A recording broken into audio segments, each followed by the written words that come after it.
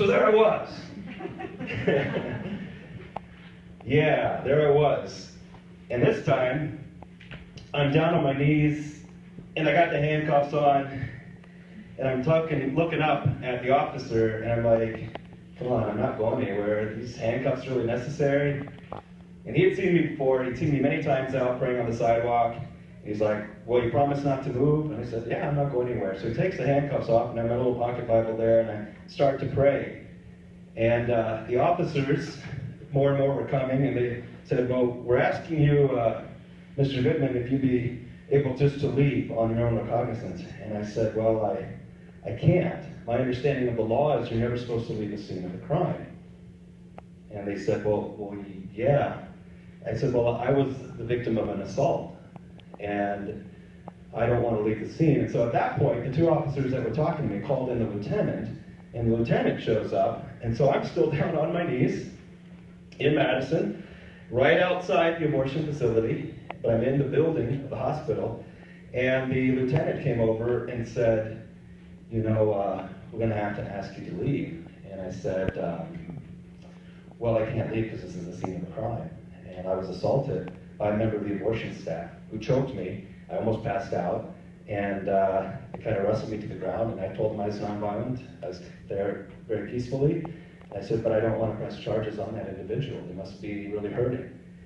And, you know, the lieutenant was polite, and I was preparing myself, because the time that I was there before, I was being picked up in a little bit of police brutality, getting thrown across the room.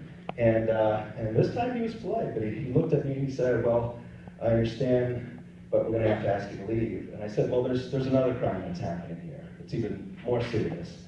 My brothers and sisters who are in the womb are being killed just on the other side of that wall. They perform abortions here. And even through the second trimester, even late abortions. And I said even further, I said, you're a police officer. You've sworn an oath. You're a man. You're supposed to protect innocent women and children. Women get carted out of here in ambulances. Women die from abortion each year. You've taken an oath to serve and to protect. And I thought at any point, there's going to be police brutality. Now might be the time to kind of brace for it. But instead, I mean, I could see him right in his eyes, and I could see his face, and he kind of grimaced, and his face kind of went cold and white. And he kind of leaned in and goes, yeah, and I'm going to have to answer for this. And he wasn't talking about the chief of police. He was talking about the reality that he understood life was in danger, and that women and children were in danger, and that children feel pain, and women suffer. But despite that, they put the handcuffs back on. They picked me up because I wasn't going to walk. I said I would be free to leave as long as you could promise that none of my brothers and sisters will be killed on this day. I'd happily leave. And they just picked me up, put me in a wheelchair, they wheeled me out, nobody got thrown around. But I did get taken downtown and processed again, and once again fingerprints and getting my picture taken. And it's not too much fun. Actually, there was a guy that was in there who was, I don't know if it was drugs or what, but he started completely going crazy and violent and trying to fight with the police officers. And so they all came over, and I don't know if he got tased, but it was a sad situation seeing this individual struggling and fighting like that. And it was difficult. I got put from the processing into the holding tank, and this is where everybody comes who has been arrested for whatever. There were people who were in there who were drunk, there were people who were in there for assault, there were a whole bunch of different folks, and they were like, well, so what are you in here for? Because I'm kind of a quiet guy, just sort of sitting in the back, trying to stay out of everybody's way. And like, why are you here? And I said, well, I went to offer information to people at the abortion center, and I went to where the waiting room is. And they're like, oh, did they get really mad at you? And I was like, well, no, actually, the people I handed the information to smiled, and I talked to them, they're friendly, they said, thank you. They said, really? So why are you here? And I said, well, because I stood by the door to offer more information, and one of the employees came out. And they go, oh, were they mad? And I said, yeah, they were mad. They put me in a chokehold and started to choke me.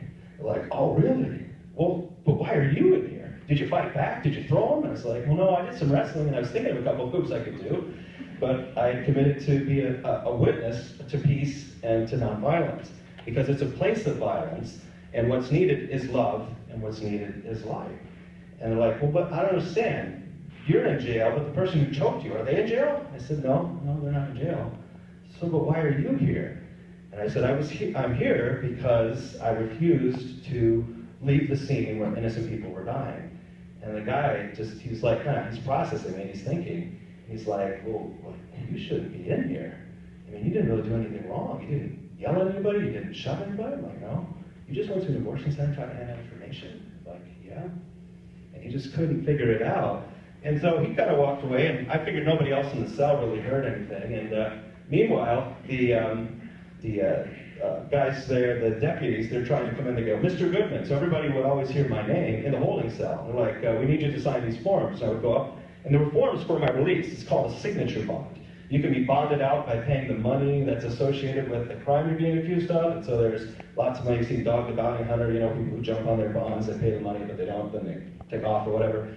This was a signature bond, an I bond, and it said on there that I had to promise not to break any law or commit any crime. They're like, well, I'm cool with that. I don't believe in committing crimes. I think that's wrong. The second one is you have to go to your court date. And I'm like, well, of course, yeah. I mean, I'm not ashamed. I'm trying to do something that's right. And then the next element they said was you can never go back to the abortion facility again. And I'm looking at this, I'm like, well, how can I sign this? Because every day I work as a missionary. I go to Mass at the church, and right there's the Holy Sacrifice of the Mass. We receive Christ's love, and we go across the street where there's the abortion center, and there's an unholy sacrifice of the children, and we try to offer healthy alternatives. We try to talk to people, we help people, and we've helped to save lives. We've talked to other people who've gone through difficulties, other people who've had abortions who come out and feel like they're broken, and we give them information for post-abortion healing and recovery. I can't sign this, because this is my word. And they're like, well, fine, then I guess you're staying in here. Oh, okay. So the first couple times that the deputies came in and said, Mr. Goodman, come and sign the form, and I didn't sign, nobody really could tell. But as the afternoon drew on, and they kept calling me, and they kept asking me to sign the document, and I'm like, can I cross that one out? They're like, no, this is a legal document, you have to sign this.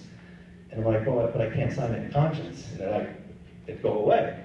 And then they'd come back again. And it was like repetitive. And so I started getting the attention. Everybody's sort of looking at me, and it's quiet. And then the deputies really get upset and say, Mr. Goodman, we're not going to give you more chances. You can either sign this, or you can just rot in here for all we care. And it starts to get a little quiet in the holding cell. And I'm like, I'm sorry, I just can't sign this. It's not in conscience. You're asking me to not go to a place where innocent people are being killed. And I can't say that I promise you I'll stay away when I should be there helping them. And you should too. And so they got upset. They said, well, you're just going to rot in here forever. I'm like, okay. Meanwhile, people are kind of talking, kind of whispering and quiet. And I notice 4 people are sort of looking at me. And people are wondering, like, why are you getting all of the attentions of the deputies? Like, what's going on here? And I just explained. I said, well, here's the situation. They're trying to give me an I-bond to get out, and they're trying to tell me that I can never, ever return to the abortion center to help people.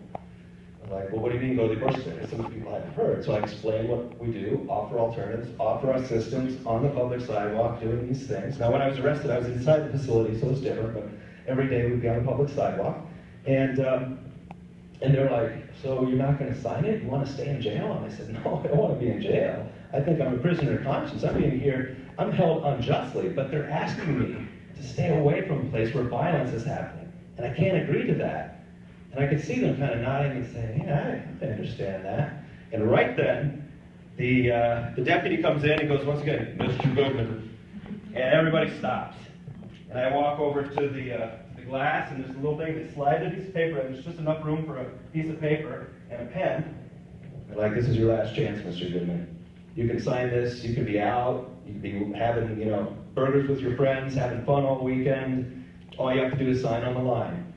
And I'm like, that third element's still there. And at this point, you could hear a pin drop. I got the sense that all the eyes in the cell block were now on me.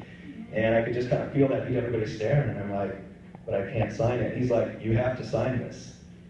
You have to sign it. And I said, in conscience, I can't sign it. I can't agree with you that I'll stay away from a place where innocent people are dying. And he said, this is your last chance. And I said, I'm sorry, I can't sign it. And right then, he just looked real angry, he pulled the sheet back, he crumpled it up, and right behind me, I hear this cheer, like, rah! And everybody's like, yeah, don't give in to the man, you stand up! And it's like, oh, and it just kind of surprised me. I'm like, whoa, are you kidding me? And they were all like, and we're talking about people from all different kinds of backgrounds. And so they're like, okay, get in line for dinner. And so everybody gets in line. I'm the last one in line, and we're all kind of waiting. There's a place where they can open up by the door where they slip a tray in. Everybody's going one by one to get their cafeteria tray full of gruel. They're like, feed you this, I don't know, it's like, there's not much of it, but it's disgusting. So, and we're all like sitting down, everybody's going. I finally get my tray, and I go to sit down at the table. There's not too much room left at the table, and there, suddenly, this pretty good sized African American gentleman, he stands up and goes, everybody stop eating. Everybody's like, what? What's he saying? Like, everybody stop. Mr. Preacher Man over here is going to lead us in the prayer. And I'm like sitting there like, Mr. Preacher Man, where did you get that? I wasn't. And he like made sure everybody stopped, and I'm getting like some people sort of glaring at me at this point. I'm like, okay, well, in the name of the Father, Son, and Holy Spirit, bless us, O Lord, and he's like this, and said the blessing, and then said, thank you. And he sat back down, and everybody starts eating again. And I didn't realize it, but the guards were watching at that time. And probably about an hour later, the guards came and said, Goodman, you're being moved. And everybody's like, ooh, you're the first one to leave the cell block for the weekend. And they're like, yeah, we're moving you to maximum security. Everybody in there's like, what? Like, this guy? I'm like the smallest guy in there, for one. And, and these guys all know now I'm not in there for any kind of violent crime or anything. And as the deputy is taking me away, he's like down on the hall, he's like, so, Mr. Preacher Man. And I'm like, no, that's not one. He's like, okay, Mr. Preacher Man, we're going to take you someplace where people aren't going to like your preaching. He's got this smile. And so he puts me into the high security cell block, and it's where they have the murderers, the rapists, and the way it's set up is that it's one main block, and there are about 10 individual cells. And each cell has like this little cot-type bed and a toilet that's connected to a sink. It's like an all-in-one sort of thing. And they gave me a bedroll, and they like pushed me in, and the bars shut behind me. And they're like, this is your new home now, maximum security. I'm like counting the guys in there and the number of blocks. I'm like, well, where am I supposed to go? And they're like, you got the floor. I'm like, what? Well, where do I use the bathroom? And they're like, well, you're going to have to make friends with some of the guys in there so you can use their bathroom in their room. And so they were trying to humiliate me and try to make it tough. And the guys in there, I can say, were violent. They were not friendly folks. The people who were in the holding tank were all different varieties, but most of the people who've been in there have probably been in there quite a long time. And given the discussions I heard at night about the things that they did, I don't know if it's true, they're just trying to tell, jail, prison stories, but some ruthless people. And I was sleeping on the floor, and I had to talk to some of them and ask them to use the bathroom. Otherwise, what are you going to do? And because you can't get out of the block. You're in there for good. At high security, you're on lockdown the whole time. And so I'm in there, and one guy decided to kind of get into my face one day. I wasn't doing anything. And he's like getting up real close. He's like, so what are you here for? And he'd been working. I was a pretty big guy. And I said, I was trying to protect women and children from the violence of abortion. And he kind of stepped in closer. He goes, well, I don't have any problem with abortion. And he was an African-American guy. And I said, well, a lot of people feel that way. I understand. I got friends who, maybe think abortion's okay. I said, but did you realize that I've worked with African-American pastors, and they talk about abortion for the blacks as being like a genocide. He's like, what do you mean? I said, well, the attack, a racist attack on a particular race. I said, African-Americans in the United States account for about 12% of the total population, but they account for over 34 to 35% of all the abortions. So there are more black children getting killed every year. And in Washington, D.C., there are more black babies killed through abortion than there are that are actually born each year. He kind of listened to me, and he stepped back, and he goes, okay, all right. And he let me go, and just, it was a tense moment. But from that period, in talking with him, there was a little bit of a sense of, he had some respect for me. Because he realized I wasn't a racist. In fact, I understood that abortion was being used against the poor and against ethnic minorities, and he listened to what I had to say. And didn't mean we became friends, because we didn't.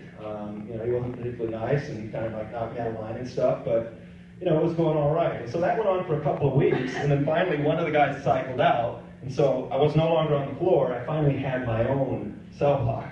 And the way it worked is, like I said, at early morning wake up, like at 5 a.m., an alarm goes off, the doors swing open automatically, and the lights come on. And you have to show up for head count. And after the head count, they go through all the names. Then you got to grab your bucket and your mop, and you got to clean the whole place.